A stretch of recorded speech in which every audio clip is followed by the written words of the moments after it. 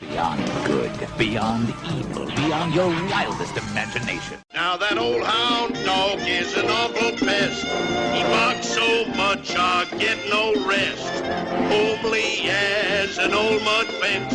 That old hound dog just got no sense. Oh, doggy, you're gonna get your lumps. Oh, doggy, you're gonna get some bumps. Oh, doggy, da-doo-dee-dee-doo-da. Oh, doggy, doo-doo-dee-doo-doo-doo.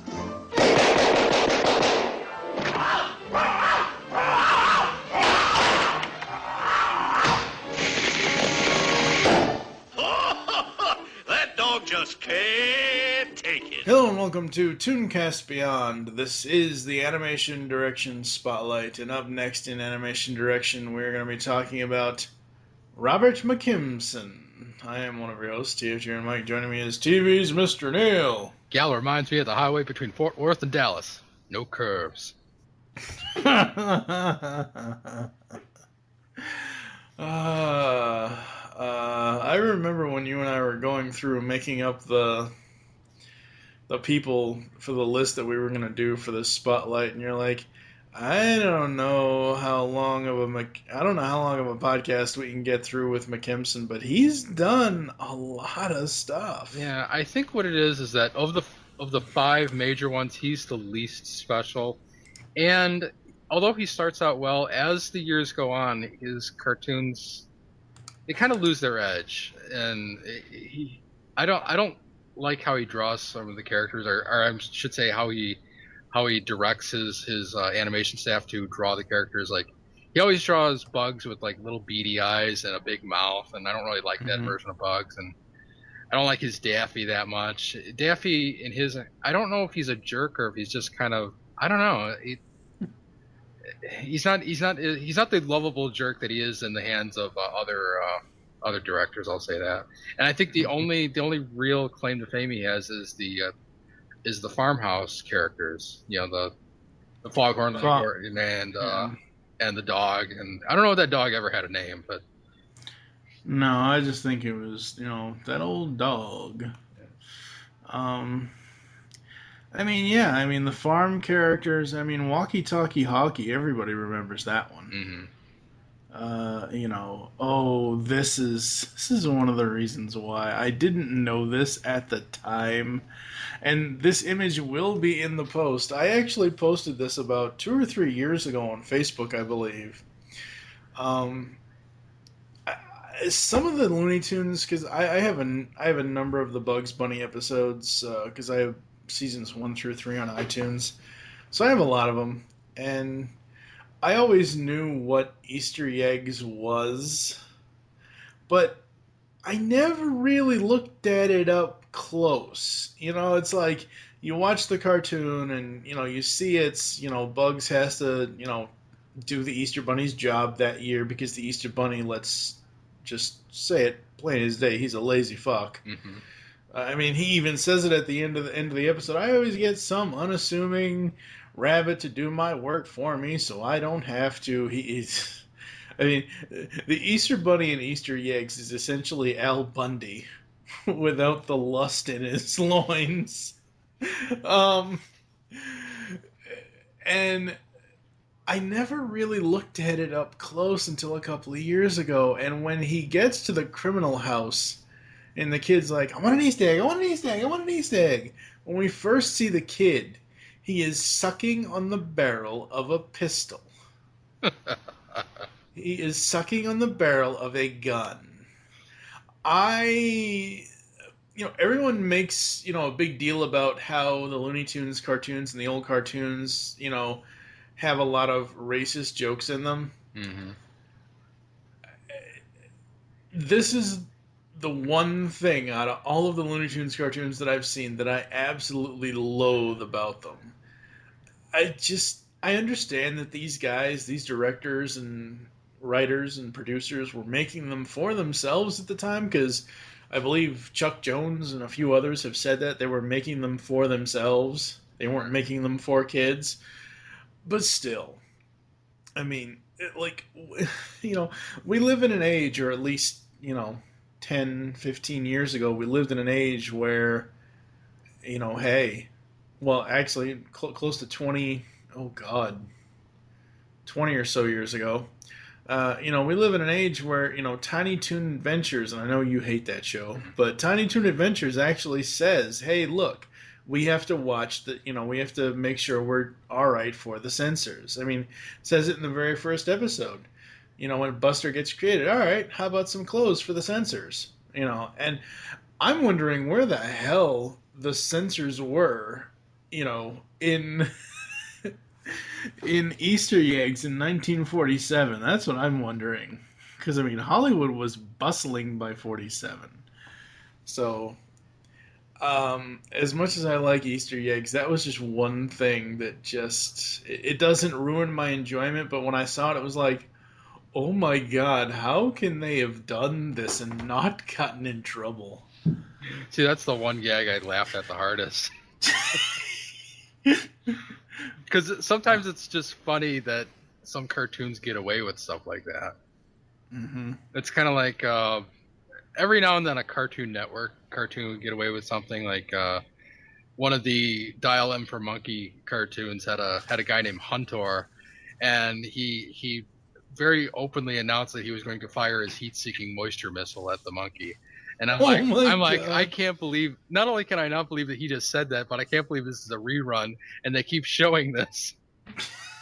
And last I checked, that cartoon is still not banned. Yeah. Wow. But yeah, that's crazy. I want to say that Looney Tunes were always this violent and had all sorts of like gags of this vein, like.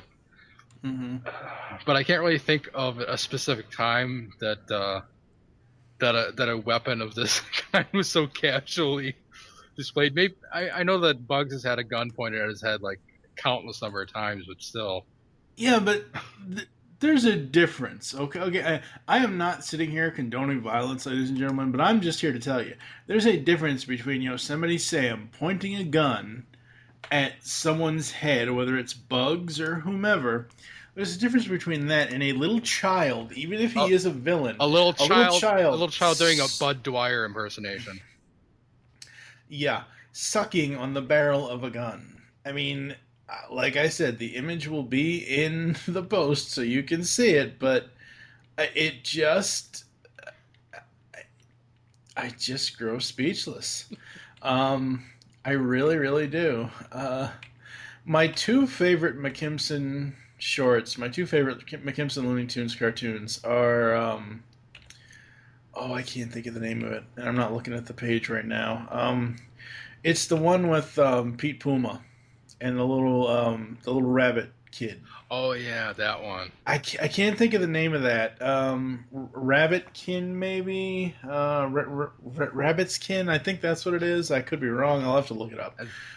That actor is still alive. Wait, the one that did the Pete Puma. Oh, seriously? Yeah, in fact, he reprised that role for Tiny Toons. He was in Tiny Toons as Pete Puma. I love Pete Puma. I really do. He is... I don't know what it was, but I remember mimicking him as a child. Who like loves? No, not that. The the kind of donkey call he does. Yeah. I remember mimicking that as a child. I used to love Pete Puma, but what I love about this cartoon is that you have this little kid, and this is why I will to this day say that Buster Bunny is Bugs Bunny's son, is because of shit like this that's pulled in the old days.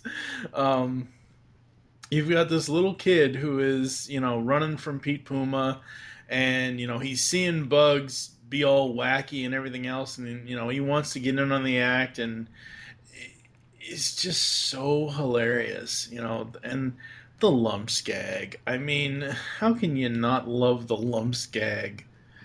Oh, my God. It's a joke you can see coming a mile away, and yet you can't help but laugh at it. Mm-hmm. And another episode I was talking about how they were experimenting with playback speeds, and that little bunny, I don't remember the name of that bunny, but wow, was that sped up? I mean, no one talks that fast. No, not even Speedy talks that fast. No. But I liked it. It made it different. I'm sure Mel had done it in a normal voice or some sort of rabbit voice, and uh, in them speeding it up that fast. What was cool about that cartoon is Bugs actually follows along. Because essentially that cartoon is a ripoff of Little Red Riding Hood. More or less. Kind of. I mean, I'm not saying that in a bad way or anything. Yeah, big apples. Just dumb kids sucking on a 38 revolver. Ugh. I found the image on Facebook. But, I mean, so I like that one. And the other one is, and I still haven't been able to find it online, A Ham in a Roll. You remember this one? A ham and a roll. It's a Goofy Gophers cartoon. Oh, yes. And it's the one where it's the dog and he's, cartoons. Fuck. I am through with low comedy, and he walks off the thing, ends up in a barrel of water, and, gurgling, he's like, I shall write my resignation to Mr. Warner, and in the quiets of my country house, I shall study the immortal bard, and he falls through a hole. Gophers. I shall not allow gophers to impede my progress. And he starts coming out with all this Shakespeare stuff. And at the time, I just... That is by far my favorite Goofy Gophers cartoon. I love how they're just so polite to each other, and they're so well spoken, and they are the meanest little shits. Yes, they are. My favorite McKimson cartoon is probably the one where I don't remember the name, but it's the one where Porky Pig is hunting a groundhog, and he's got this dumb dog, and like the dog seeks him out, and the groundhog starts shaming him. He's like, "Snitch, stool pigeon, you should be ashamed of yourself." And the dog starts crying and starts feeling guilty. And then later they bring that joke back where Porky's scolding the dog, and the groundhog starts whispering into his ear, and he starts doing the whole snitch and stool pigeon thing all over again. That is my favorite McKimson cartoon. Yeah. I mean, he really did do a lot with, like you said, the farm animals. I mean, how can you not love Foghorn Leghorn? Oh, he's a great character. He's such a great... I mean, him and the dog, and then you add in Henry Hawk later. I love the one where he's like, at the end of it, he's like, there's Foghorn, there's the dog, and then there's the horse. At the end of it, Henry's like, I swear, one of these things is a chicken. Oh, God.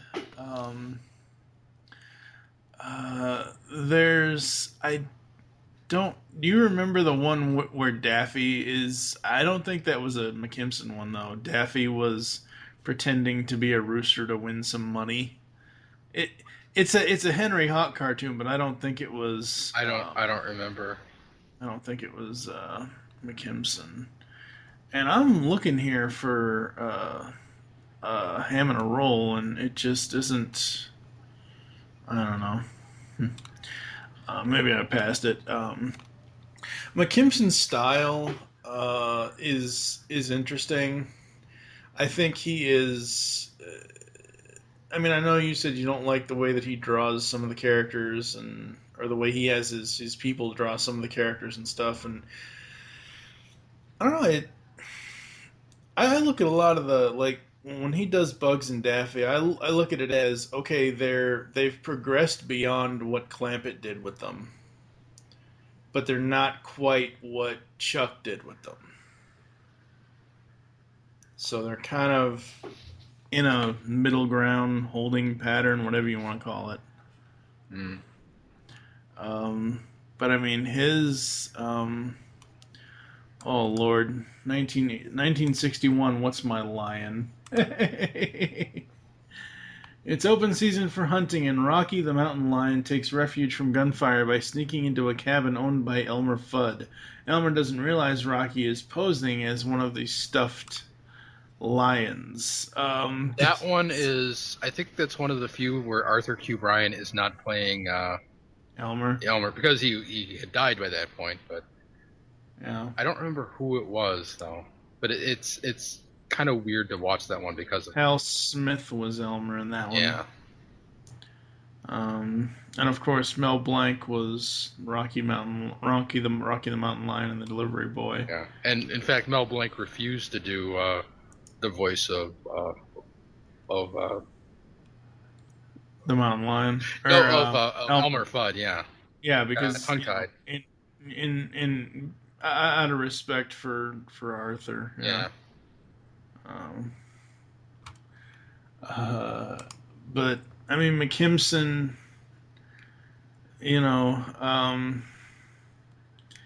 he's done some really interesting stuff. Let's see here. Bonanza Bunny. That was another Bugs one that he did, I believe. Yeah. Bugs fights with Blackjack Shellac over Klondike Gold. I remember this one. I loved this one. Anytime Bugs came up against Blackjack Shellac or anytime Daffy came up against Nasty Canasta, oh God, it's so hilarious. And Mel did such amazing voice work for the villain characters outside of Yosemite. Mm-hmm. But yeah, I mean, are there any other McKimson ones that you really like? I remember Stupor Duck being kind of funny. Obviously, it was a take on the old Fleischer Superman cartoons. Right down to the opening of the cartoon, which is almost identical. And the whole cartoon is Daffy's running around trying to stop the fictional Aardvark Ratnik from causing havoc and mayhem, and he's usually just screwing up other people's jobs. Like there's some demolition crew that's going to blow up a bridge or something, and he thinks it's like some arch villain, and he goes to stop them and gets his clock cleaned for it. Or no, it was a demolition of a building. He saves the building after it was going to be demolished. Mm-hmm. And he gets beat up by the construction worker. So yeah, that was a pretty funny one. I know there were a few others. Yeah, I'm just not thinking of them though. Yeah, Stupor Duck is one of the ones that Boomerang shows all the time, and every day, like they show it at least twice a week because they show.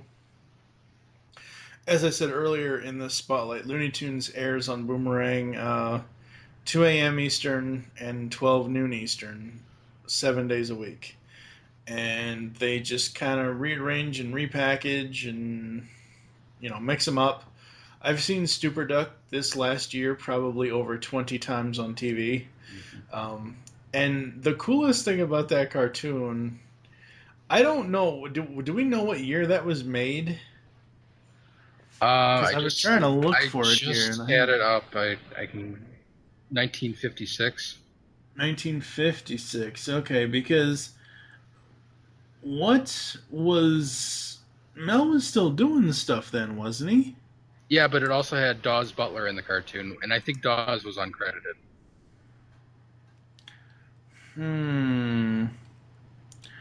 Yeah, because I swear that that Daffy doesn't sound right. Daffy definitely is Mel Blanc in that cartoon. It's every other character, I think, in the cartoon is Dawes Butler. Yeah, except for the narrator. Yeah, it says here the narrator is also Dawes Butler.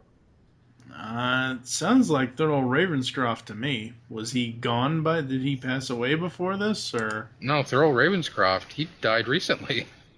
Oh, did he? Yeah. Wow. Either late 90s, early 2000s. Yeah, see, like I said, I've seen this one a lot of times, and I swear that it's Thurl Ravenscroft doing the voice. I probably am wrong, but because Thurl is Tony the Tiger. He has a very distinctive low voice. Well, right, and yeah, I don't know. I really have to go back and watch it and look because I always thought it was him. Mainly probably from his Grinch narration, most likely, is why I thought it was him. Right. Well, he didn't narrate. He didn't narrate the Grinch. He sang the songs. The narrator was. That's right. Oh God, I'm blanking on the guy's voice. People are going to send me hate mail for it. Yeah. But I just, even though I like Stupid Duck and I think it's a really cool cartoon, it's a nice, poke at Fleischer, I just don't know what was going on with Mel and Daffy in that one because it sounded like he's doing more of this, and it's not like... It sounded like they only sped him up halfway than what he normally is sped up to. It just... I don't know. It just doesn't sound... I don't know. It sounded okay to me. The thing is, I first saw Stupid Duck at the beginning of one of the compilation movies. It was Daffy Duck's Fantastic Island. Mm-hmm. And in that cartoon, Stupid Duck is noticeably a higher pitch than the rest of the cartoon. Like, you get Stupid Duck Daffy, and then it goes back to, the new animation, and suddenly Daffy has a lower voice. And that's kind of what I was talking about in the other episodes.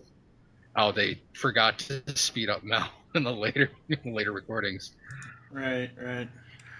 But people have to listen to it, judge for themselves, because I think Daffy sounds perfectly normal in that cartoon. Mm-hmm. Yeah.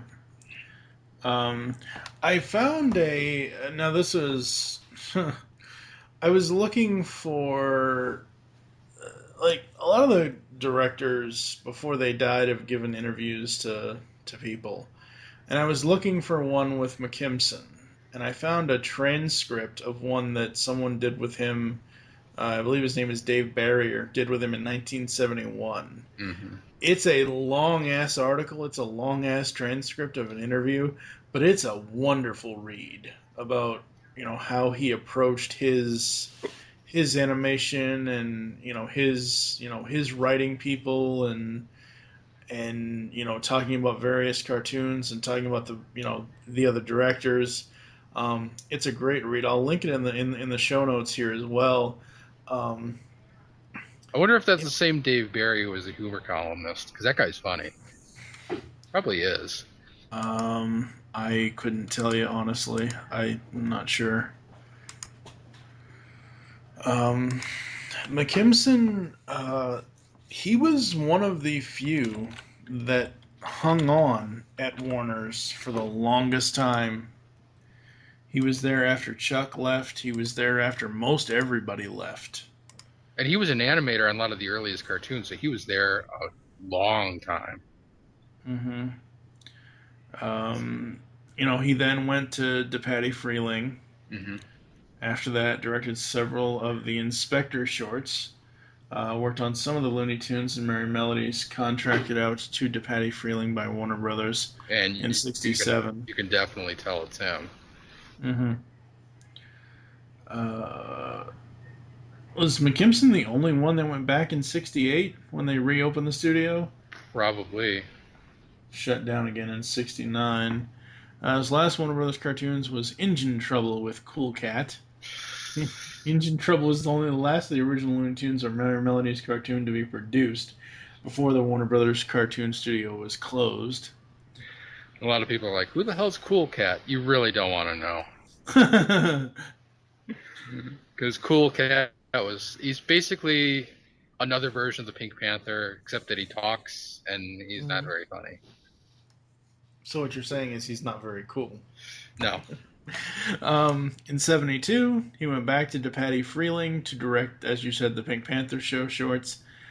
With the Pink Panther, we've talked about that a few times, or at least when we did Frizz. We talked about that a little bit. I never noticed that, like, you can clearly tell a Chuck Jones Bugs Bunny cartoon from a Clampett, from an Avery, from a Freeling, from a McKimson. The Pink Panther cartoons, just the Pink Panther himself, his cartoons, I could never tell the difference, and I never paid attention to the credits on those. Mm-hmm. So I think that's great that he, went back there and did more of that. And this is probably, I don't know, but we do have to talk about this, but this is probably one of the sadder ways to go. Like, I think the one other sad thing that happened to a voice actor was when George Hanlon basically died in studio. I remember Andrea Romano saying to, it might have been Kevin Smith, or she said it somewhere to somebody in an interview, that she saw George Jetson pass away in front of her eyes. But McKimson died September 29th, 1977, from a massive heart attack while eating lunch with Freeling and DePatty. Oh, man. Yeah, it's not...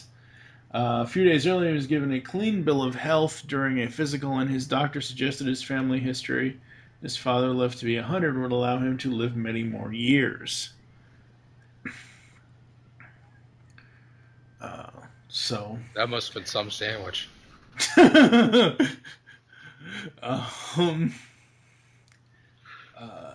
In the interview I mentioned, he has two brothers, or had two brothers, Charles McKimson, the younger, and Tom McKimson, the older, who also worked as animators. Charles is frequently part of McKimson's unit at Warner Brothers.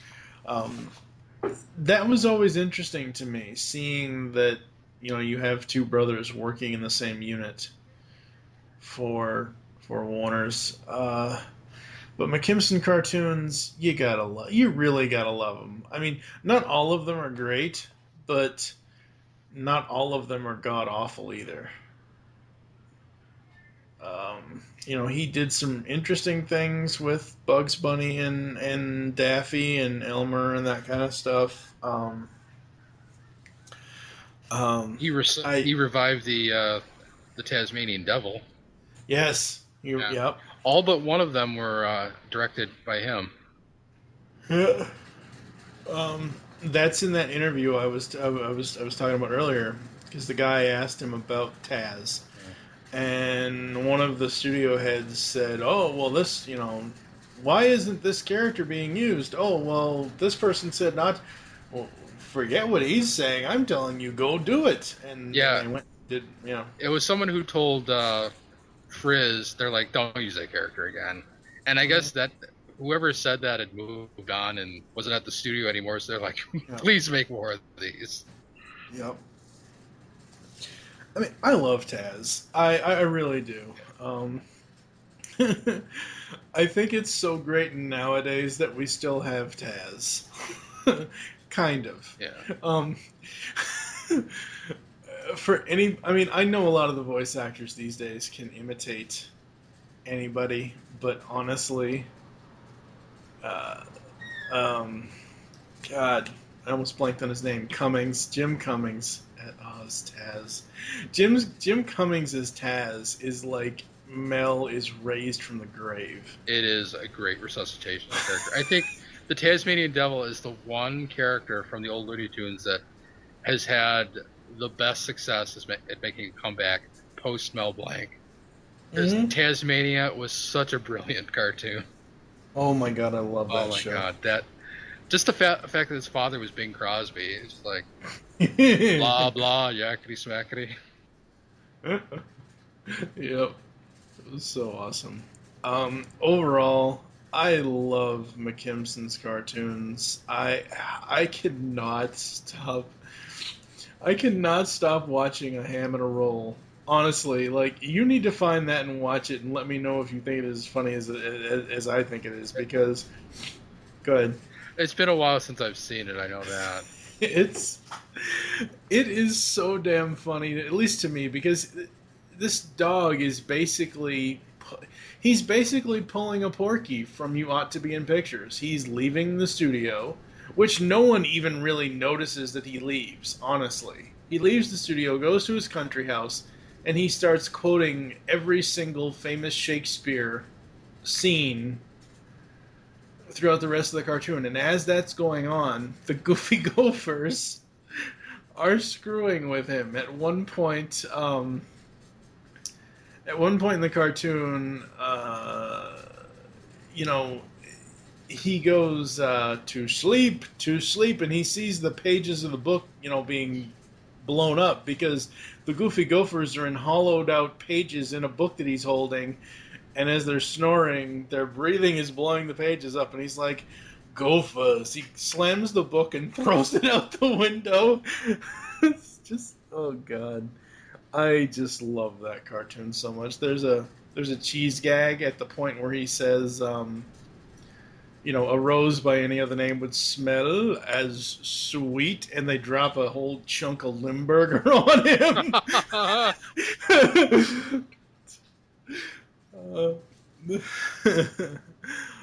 It's just so hilarious. All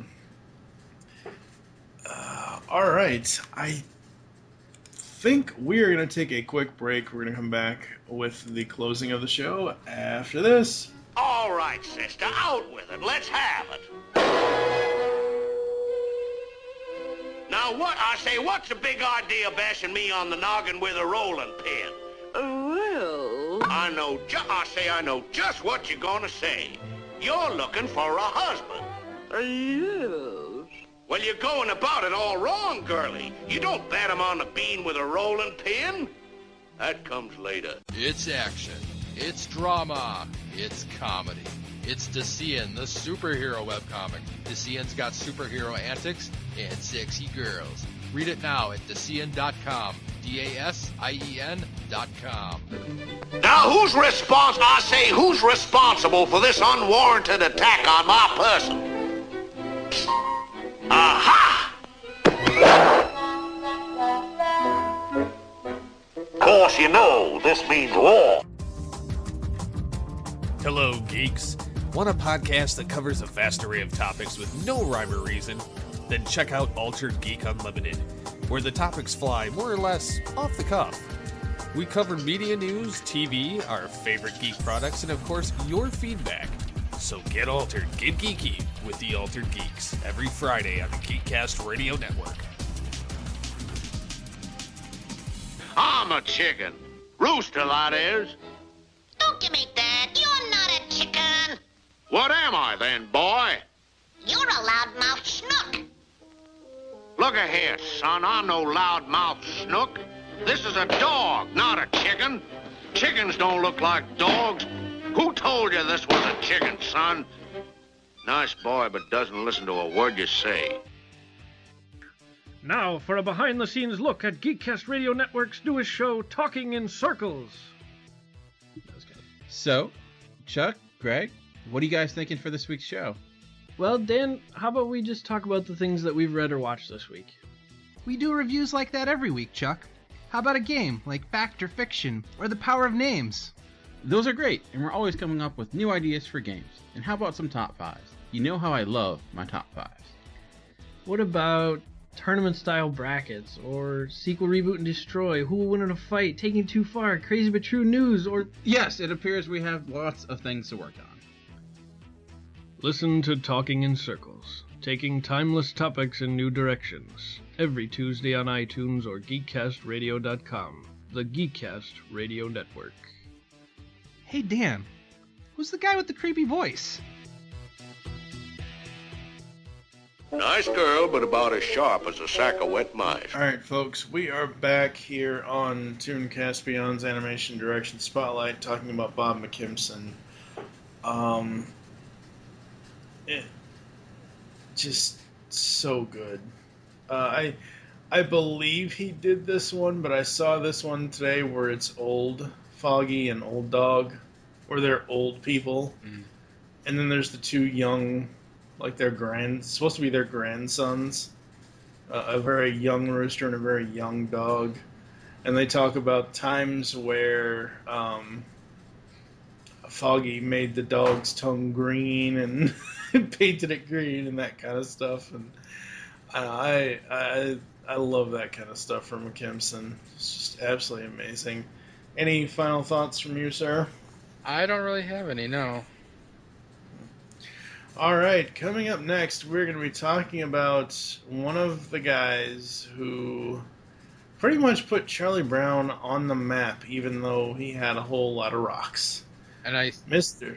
Go ahead. Well, it's Bill Melendez, but I was going to say, I think he was an animator at Warner Brothers, so that's kind of his connection to all this. Yep. Bill Melendez pretty much had Charles Schultz's dreams in his hands, creating the Peanut specials and shorts and all that stuff in the movies, and it's going to be really interesting talking about him. And then after that, we've got the Fleischers, the week after this one coming up, and then Walter Lantz. And then I think we're going to do, like I was saying last time, I think we're going to do a spotlight on Mel. Oh, God, I would love to interview his son. I would love to interview Noel. That would be amazing. All right. You got anything you want to pimp out? Just that I have new comics coming up for Dasien.com, DASIEN.com. I'll be updating throughout October and part of November, and then I have a holiday special in December. Awesome. Yes. Thank you for joining us here on ToonCast Beyond. There's so ways to get in contact with us, leave feedback for the show. Visit the website, geekcastradio.com, where you can comment on this and all the other episode posts. Leave the show's feedback in iTunes. Please do this. You can email us, feedback at geekcastradio.com. We actually did get an iTunes review recently. I think it was in September. Yeah. I believe. It's not very flattering. And I have no... When people write iTunes reviews for any of the GCRN podcasts, I wish they would tell us in the review, like, what episodes they listen to. But this says it's from someone named Stefager. It was done on September 15th, 2014. The title of it is Stay Away, Sexist and Boring 1-star Review. Oh. These hosts are uninspiring, always unprepared, often sexist, and have nothing new, interesting, or informative to say about the films, plus super unfunny. All I wanted was a funny podcast that talked about cartoons and animation, but they always sound embarrassed to admit they saw the movie. Skip it. So what? He's talking... Yeah, that's what he says. He's talking about films and movies, so I'm assuming this person, if it's a he or a she or whatever... I don't know. Maybe it's a cousin it. Who knows? Maybe they're still stuck in the DreamWorks era of the show. Maybe they're stuck in season 2 of ToonCast Beyond. I was going to say, you got the wrong podcast, dude. Yeah, I don't know. Yeah. And admitting that, someone, that, let's say, for example,